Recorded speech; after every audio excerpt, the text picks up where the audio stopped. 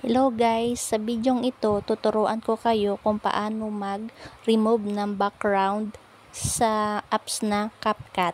Pero bago ang lahat guys, paki-like and subscribe na po ng ating channel and paki-hit ng notification bell para po updated tayo sa ating mga videos na i-upload. Ngayon, magsimula na po tayo. Click lang natin ang CapCut.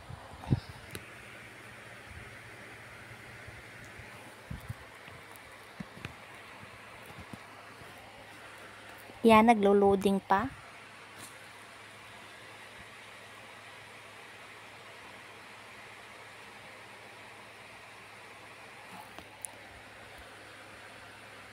Medyo matagal guys. Ayan.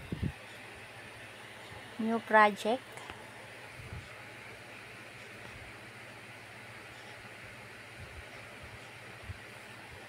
Okay, close muna natin yung ads.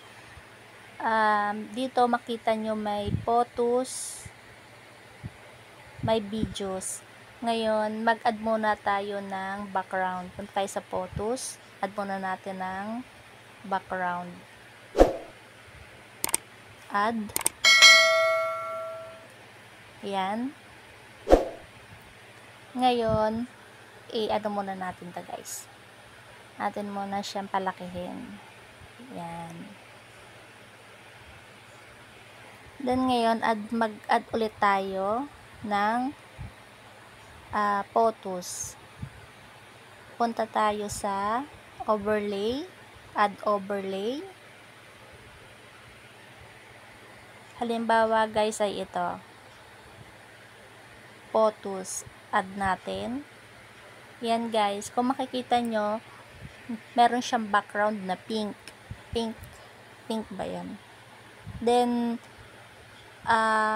tatanggalin natin siya guys.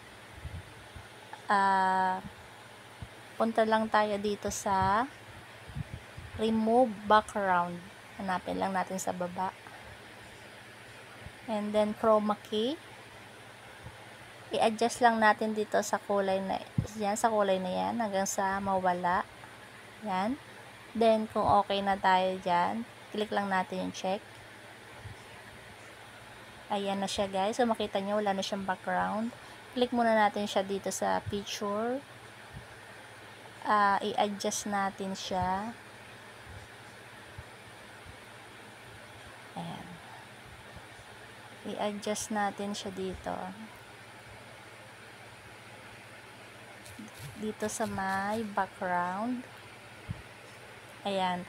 Ngayon, paliitin natin siya guys. I-adjust lang natin siya. And then, lagay natin muna dito sa taas. I-drag nyo lang siya kung saan nyo siya gustong ipwesto. Ayan. Dito na lang. Ngayon, mag-sample pa tayo ng isa. Punta ulit tayo sa add overlay. Dito sa videos, punta tayo. Try natin tong subscribe button. Yan, add natin.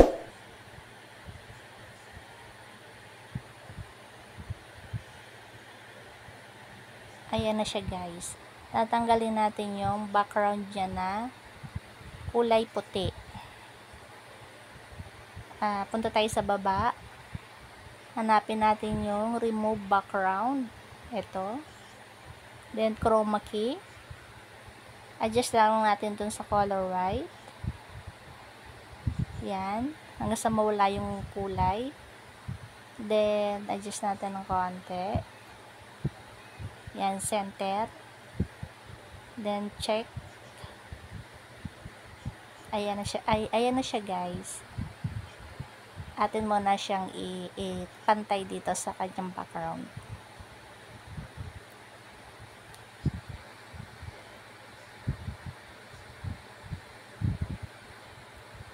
Ayan siya guys.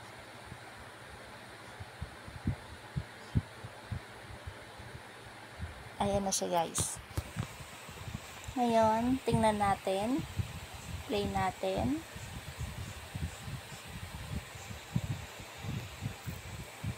Ayan na guys, kung makikita nyo, wala na siyang background. Ganyan lang po mag-remove ng background sa ating apps na CapCut. Then, kung okay na dyan guys, wala na kayong idadagdag, pwede na siya nating i-save. Export lang natin. Yan, antayin lang natin siyang mapuno. Yan. Done. Ayan guys, nakasave na yan sa ating gallery. Thank you for watching.